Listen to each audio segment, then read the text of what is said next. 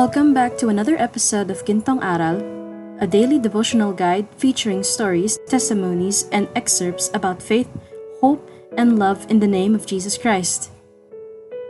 But Daniel resolved that he would not defile himself with the king's food or with the wine that he drank. Therefore, he asked the chief of the eunuchs to allow him not to defile himself. Colin Wilson said, "The mind has exactly the same power as the hands, not merely to grasp the world, but to change it." Would you dare to believe that God, who called you to himself and equipped you with his Spirit, could work mightily through you? Have you made the connection between the time and place in which you live and God's call upon you? World events never catch God by surprise. He placed you precisely where you are for a purpose. Daniel did not let the temptations of his day interfere with his relationship with the Lord. He knew that to make his life useful to God, he must be obedient in all things.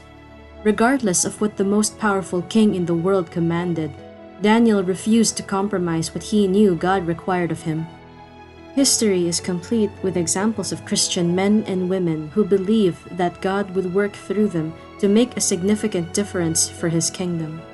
God placed Esther strategically in the king's court at a crucial time when she could save the lives of God's people. Esther and Mordecai realized that to save their people, Esther would have to go before the king and plead for them.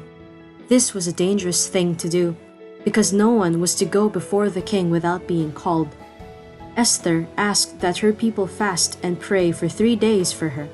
The fasting and prayers of her people gave the queen the courage to do what she needed to do.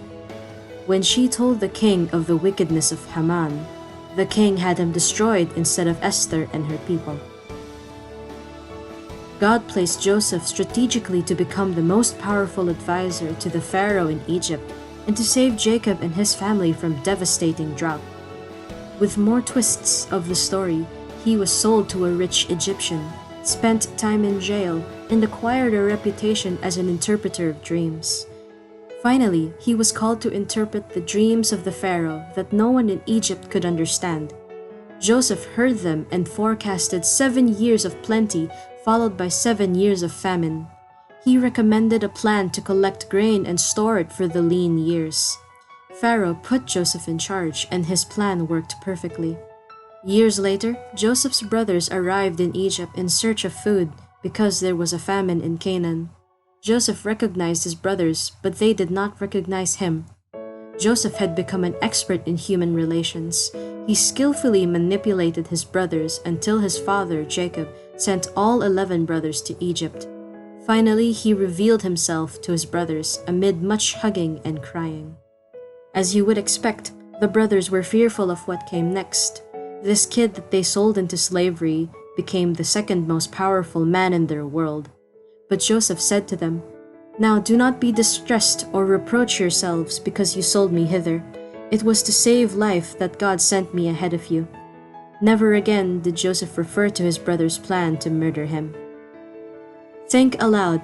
God has called, qualified, and equipped the believer to make a difference in this world. God has also given every believer a choice whether or not to allow him to work through them. It is not a lack of power on God's part that we are concerned with. It is a lack of surrender on the Christian's part that concerns us. John Wesley said, "Give me 100 preachers who fear nothing but sin and desire nothing but God, and I care not whether they be clergymen or laymen. They alone will shake the gates of hell and set up the kingdom of heaven upon earth." Are you allowing your surroundings to determine how you invest your life? Or are you letting God use you to make a difference in your generation? Ask God to reveal His purposes for you and His will for your life today.